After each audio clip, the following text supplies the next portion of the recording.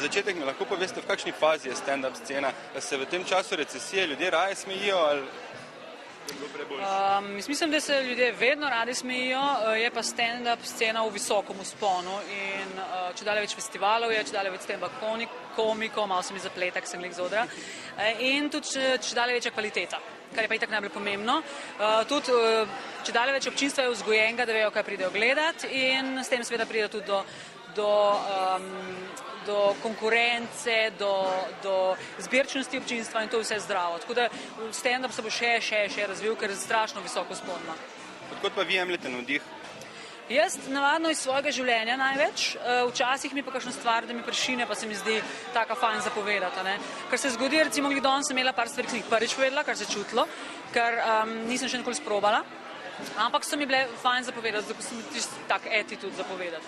Veste pa, fantje, nehte se zabavati človeka, on je čisto malo človek kot mi. Razumeš? Čisto malo, nehte.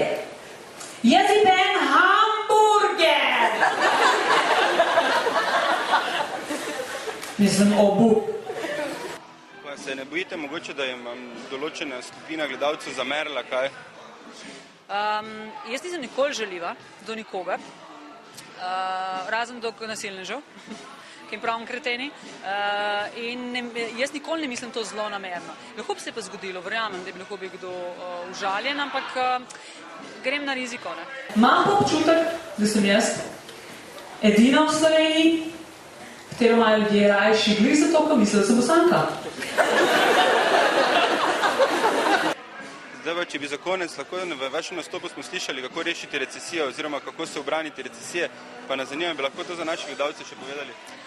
Moj predlog, ne, sicer otroci ne gledati tega, to ne velja za otroke, je, da bi vodstvo, ki je takole zaskrbljeno, enostavno pokadilo kakšen jointič in potem bi bilo vse lažje in ne bilo več časega problema in se noben več ne bi toksikiral, ker bi bili mehen bi pač potegnili, a ne? Vi mogoče to prakticirate? Ne. Sem že, ampak nekako nimam potrebe. Nisem si se vrče človek, da bi se blazno bralila, ampak nekako, kaj pa vem. Bi se pa trde droge, to pa dejansko. Za napredek povej, kaj ne naredimo, več ovim. Jaz predlagam, da vso proizvodno ukinemo in posadimo travo.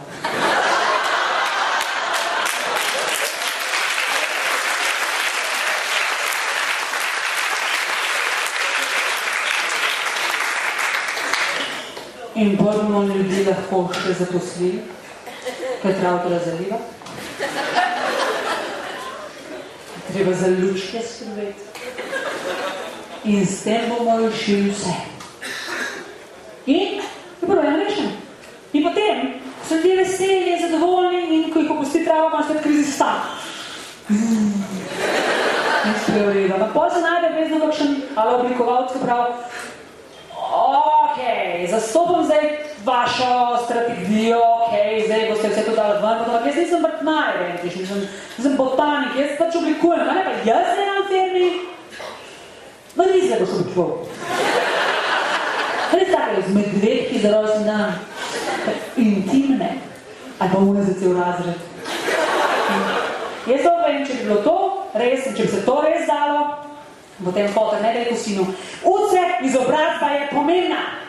Uce in uce. Ampak rekel, pa je bi šolo, opet zaposliti se v Ljubljani.